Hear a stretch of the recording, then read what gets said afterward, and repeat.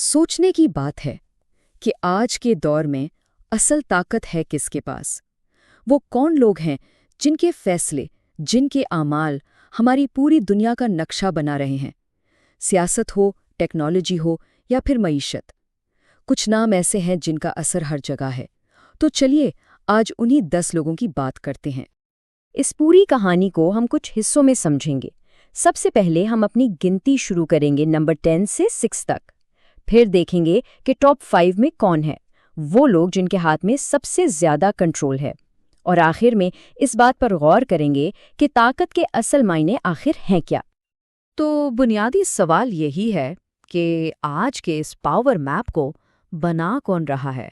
दुनिया की बागदौड़ आखिर है किसके हाथ में। चलिए इस काउंटडाउन में गहराई से उतरते हैं। ओके, तो अपनी गिनती शुरू करते हैं नंबर 10 से। यहाँ हम पहले उन लोगों पर फोकस करेंगे जिन्होंने टेक्नोलॉजी और इनोवेशन से पूरी दुनिया को बिल्कुल बदल कर रख दिया है। ये हैं इस दौर के बिल्डर्स और डिसरप्टर्स। हमारी लिस्ट की शुरुआत 2 ऐसे नामों से हो रही है जिनके बिना शायद आज की टेक दुनिया का तसव्वुर ही मुमकिन ना होता।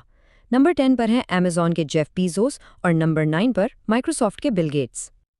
लेकिन देखिए, इन दोनों की ताकत में एक बुनियादी फर्क है। एक तरफ है जेफ बेजोस, जिनका असर अमेज़न के जरिए हमारी खरीदारी और ब्लू ओरिजिन के जरिए खलाई सफ़र तक फैला हुआ है। वो एक तरह से डिजिटल और फिजिकल इंफ्रास्ट्रक्चर के मालिक हैं।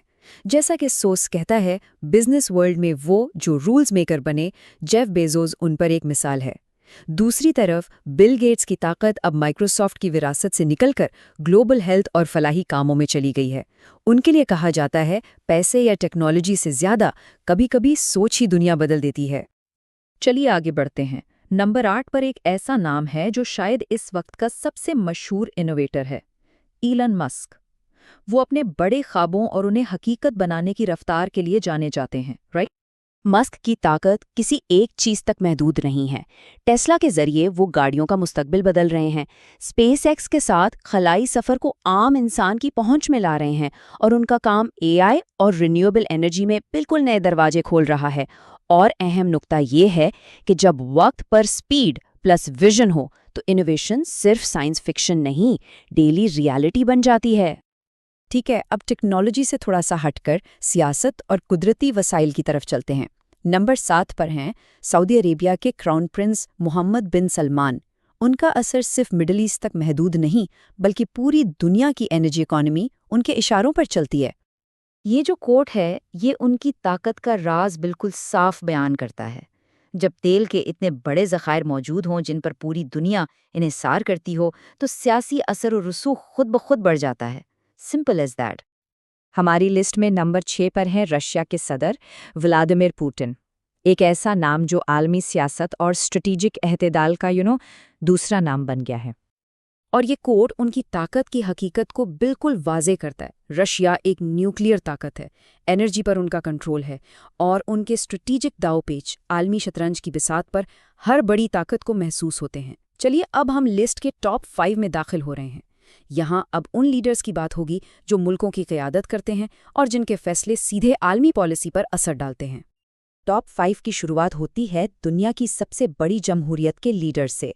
नंबर 5 पर हैं इंडिया के वज़ीर-ए-आज़म नरेंद्र मोदी, जिनका असर अब सिर्फ एशिया तक नहीं, पूरी दुनिया में महसूस किया जा रहा है। ये कोड बिल्कुल सही कहता है ना? जब 1.4 अरब लोगों की क़यादत की जा रही हो और मईशत दुनिया में सबसे तेज़ी से बढ़ रही हो, तो हर फैसला आलमी मायने रखता है। अब आते हैं नंबर 4 पर। ये हैं चाइना के सरबराह शी जिनपिंग। वो एक ऐसे मुल्क के लीडर हैं जो आज मैन्युफैक्चरिंग, तिजारत और टेक्नोलॉजी का ग्लोबल पावर हाउस बन चुका है। उनकी ताकत की बुनियाद चाइना की ज़बरदस्त माशी क़ुव्वत है। बेल्ट एंड रोड इनिशिएटिव जैसे बड़े प्रोजेक्ट्स के जरिए वो दुनिया भर में अपना असर बढ़ा रहे हैं, और इस सबको उनकी बढ़ती हुई फौजी और सफारती ताकत का सहारा भी हासिल है।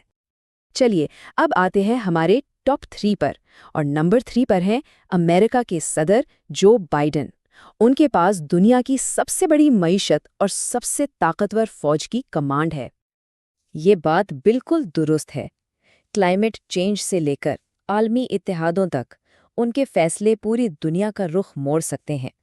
امریکہ کی ٹیکنالوجی، ان کا فوجی خرچ اور ان کی سافٹ پاور یعنی ان کی ثقافت اور اثر پوری دنیا میں پھیلا ہوا ہے۔ نمبر 2 کی پوزیشن شاید کچھ لوگوں کے لیے تھوڑی حیران کن ہو۔ یہاں ہے اینٹونیو گوٹریز، اقوام متحدہ کے سیکریٹری جنرل۔ وہ عالمی سفارتکاری اور انسانیت کی ایک انتہائی اہم آواز ہیں۔ اس کوٹ سے ان کا کردار بالکل صاف ظاہر ہوتا ہے۔ عالمی بحرانوں میں صلح کرانا، بین الاقوامی قوانین کو برقرار رکھنا اور انسانی امداد پہنچانا، ان سب میں ان کا کردار مرکزی ہے۔ وہ طاقتور ملکوں کو ایک میز پر لانے کی صلاحیت رکھتے ہیں۔ اور اب ہم پہنچ گئے ہیں نمبر 1 پر۔ اس لسٹ میں سب سے اوپر ایک ایسی شخصیت ہے جن کے پاس نہ فوج ہے، نہ مالی طاقت، لیکن ان کا اثر اربوں لوگوں پر ہے۔ پوپ فرانسس، دنیا بھر کی کیتھولک کمیونٹی کے روحانی پیشوا۔ اور یہی چیز ان کی طاقت کو بالکل منفرد بناتی ہے۔ ان کی پاور فوجی یا معاشی نہیں بلکہ اخلاقی ہے۔ اربوں لوگ ان کی بات کو ایک مورل کمپس یعنی اخلاقی قطب نما کے طور پر دیکھتے ہیں۔ جنگ ہو، غربت ہو یا انصاف، ایسے معاملات پر ان کی آواز کو پوری دنیا سنتی ہے۔ یہ ضمیر کا اثر ہے۔ تو اس پوری لسٹ کو دیکھنے کے بعد ایک بات بالکل صاف ہو جاتی ہے، طاقت کا کوئی ایک چہرہ نہیں ہوتا۔ یہ صرف سیاست یا فوج کا نام نہیں ہے، اس کی بہت سی شکلیں ہیں۔ یہ ٹیبل ہماری پوری لسٹ کا خلاصہ ہے۔ ایک طرف دیکھیے بیزوس اور مسک ہیں، جن کی طاقت ٹیکنالوجی سے آتی ہے۔ دوسری طرف پوٹن اور زی جن پنگ، جن کی طاقت جیو پالیٹکس اور معیشت پر مبنی ہے۔ اور سب سے اوپر پوپ فرانسس، جن کی طاقت اخلاقی اثر ہے۔ اس سے یہ پتہ چلتا ہے کہ 21ویں صدی میں اثر و رسوخ کتنا پیچیدہ ہو چکا ہے۔ اور ہم اس تجزیے کو اس ایک آخری سوال پر ختم کرتے ہیں جس پر غور کرنا ضروری ہے۔ ٹیکنالوجی سے بننے والی دولت، سیاست سے ملنے والا اختیار یا اخلاقیات سے پیدا ہونے والا اثر، ان میں سے کس کی طاقت کا اثر سب سے طویل عرصے تک قائم رہے گا؟